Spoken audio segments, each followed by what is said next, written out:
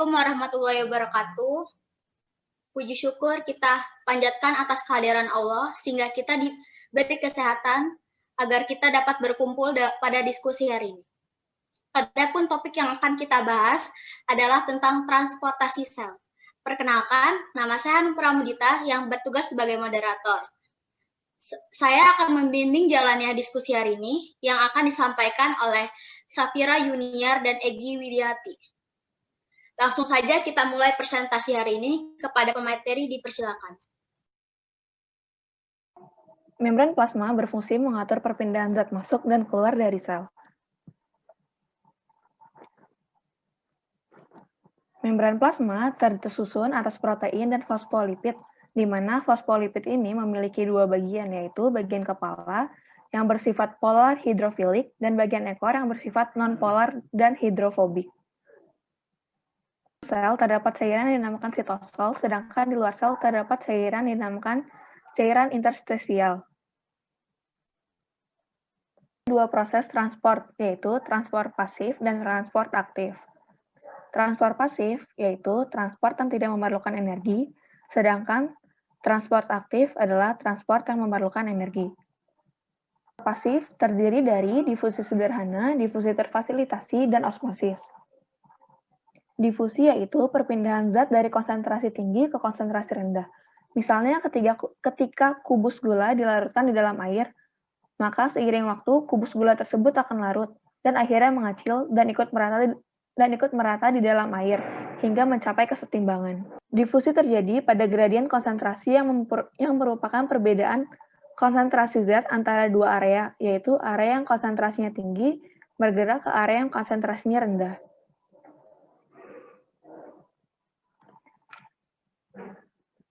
Difusi sel adalah perpindahan zat terlarut yang terjadi di seluruh membran plasma dari area konsentrasi tinggi ke area konsentrasi rendah.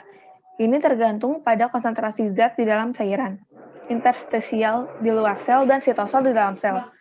Ini dapat terjadi melalui difusi sederhana. Difusi sederhana terjadi dengan zat terlarut yang kecil dan bersifat nonpolar. Mereka dapat bergerak di antara molekul fosfolipid yang terdapat daerah nonpolar.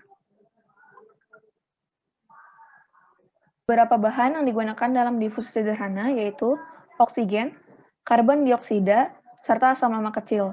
Jadi, jika ada konsentrasi molekul oksigen yang lebih tinggi di luar sel, mereka dapat bergerak ke bawah gradien konsentrasi melewati membran tanpa bantuan dan ke dalam sel selama gradien konsentrasi ada. Dan jika ada konsentrasi molekul karbon dioksida yang lebih tinggi di dalam sel, mereka bisa bergerak melintasi membran tanpa bantuan. Jadi, difusi sederhana adalah ketika nonpolar melewati langsung melalui membran. Difusi terfasilitasi. Ini berlaku untuk zat terlarut yang kecil dan terisi atau kutub karena zat terlarut ini bersifat polar bilayer fosfolipid dan polar. Akan menghalangi mereka untuk melewati membran dan masuk atau keluar dari sel dengan difusi sederhana. Namun, mereka dapat masuk dan keluar dari sel dengan bantuan protein melalui proses yang disebut difusi terfasilitasi. Selanjutnya yaitu transport aktif. Transport aktif ada dua tipe, yaitu transport aktif dan transport vesikuler. Transport aktif merupakan pemindahan zat dari konsentrasi rendah ke konsentrasi tinggi. Sedangkan transportasi vesikuler yaitu mengangkutkan zat besar yang melintasi zat rendah pada vesikel yang merupakan kantung yang terikat oleh membran. Transport aktif proses yaitu dalam pompa ion, saluran transportasi aktif primer yang disebut pompa ion akan memindahkan ion melintasi membran melawan gradien konsentrasi.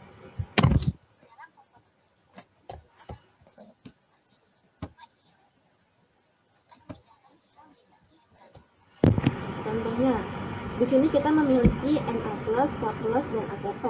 Juga ion natrium plus akan mengikat lalu memompa. ATP akan menjadi bahan bakar untuk melepas energi ATP terurai menjadi ADP dan P. Lalu P akan berikatan dengan pompa dan melepaskan energi ATP.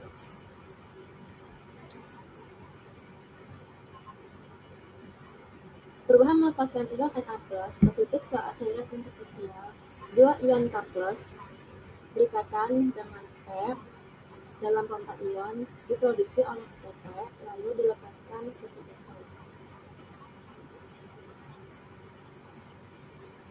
Lalu pompa ion akan berubah ke bentuk semula dan siap untuk memompa ion K+ kembali. Perangkat aktif sekunder yaitu suatu zat dipindahkan terhadap gradien konsentrasinya dengan menggunakan energi yang disediakan oleh pergerakan zat kedua ke bawah gradien konsentrasi. Jadi zat yang bergerak dari tempat yang tinggi akan menyediakan energi untuk memindahkan zat dari konsentrasi rendah ke konsentrasi tinggi. Ada dua jenis aktif sekunder yaitu synthos dan antithos. Synthos merupakan dua zat yang dipindahkan ke area yang sama, sedangkan antithos dua zat dipindahkan ke arah berlawanan. Contohnya, di sini ada synthos. Di sini memiliki ion Na+ yang bergerak dari konsentrasi tinggi di luar sel untuk menurunkan konsentrasi dalam sel dengan menggunakan energi yang diciptakan untuk memindahkan molekul dari konsentrasi rendah ke arah konsentrasi tinggi. Lalu antithos menggunakan energi dari perpindahan Na+ ion dari konsentrasi tinggi di luar sel untuk menurunkan konsentrasi dalam sel dalam ion H+ bergerak naik gradien di luar sel.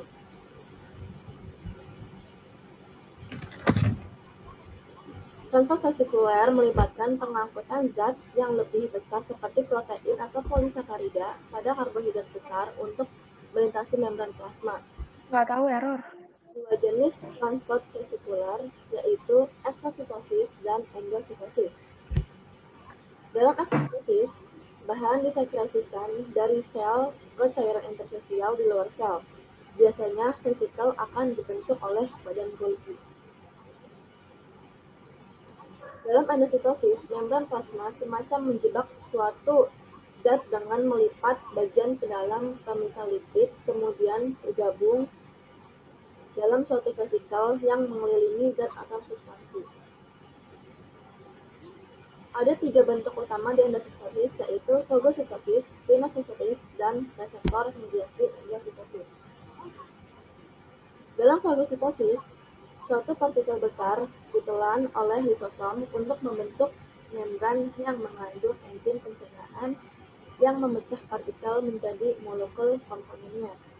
Fagositosis sering disebut juga sebagai memakan sel. Pinositosis atau disebut juga miming sel, yaitu adalah ketika membran plasma melipat ke dalam dan menelan tetesan cairan interstisial yang mengandung zat terlarut yang dapat digunakan oleh sel. Reseptor mediasi endoskopik akan melibatkan protein reseptor di luar membran plasma. Reseptor seperti ini berikatan dengan molekul di dalam cairan interstisial dan lipatan membran melampirkan reseptor dan molekul yang terikat untuk membentuk vesikel baru untuk transportasi dalam sel. Ini diperhatikan bahwa dalam proses endoskopi dan eksositosis keduanya memerlukan energi. Itulah membran sel. Bagi yang ingin bertanya, dipersilakan.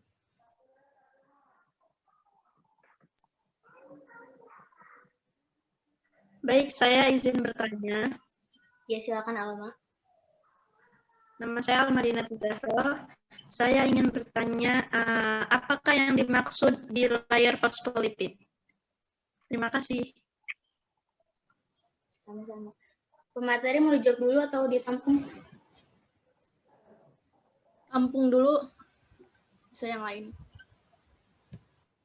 Ya, saya ingin bertanya, Silakan. pada bagian transport aktif kedua itu tadi dijelaskan pada transport pertama akan menyediakan energi bagi zat kedua. Itu maksudnya gimana ya?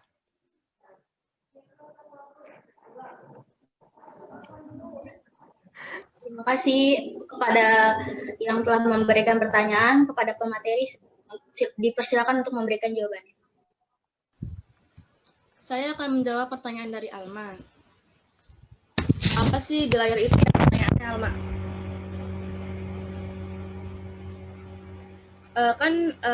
Fosfolipids itu kan terbagi menjadi dua bagian, yaitu bagian kepala dan bagian kakinya. Kepala bersifat hidrofilik yang dapat berhubungan langsung dengan air, sedangkan ekornya akan membentuk bilayar.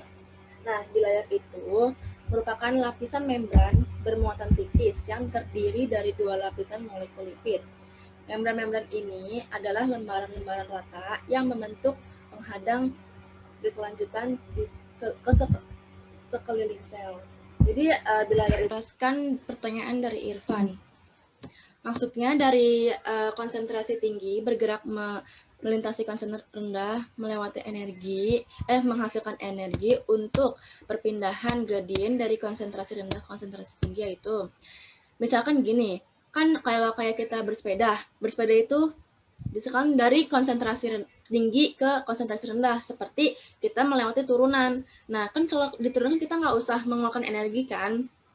Nah, energinya disimpan. Kemudian energi yang disimpan itu akan dipakai untuk perpindahan dari zat yang rendah ke tinggi. Karena kan kalau misalkan naik sepeda dari wilayah yang rendah ke tinggi kan memerlukan energi. Maka dari itu energi ini dipakai untuk melewati gradien ion yang rendah ke gradien konsentrasi yang lebih tinggi. Dapat dipahami, Iksan? Ya, paham. Makasih.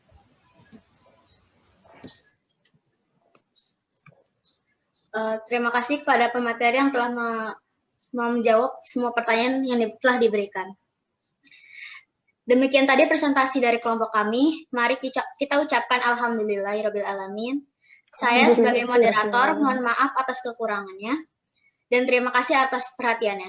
Wassalamualaikum warahmatullahi wabarakatuh.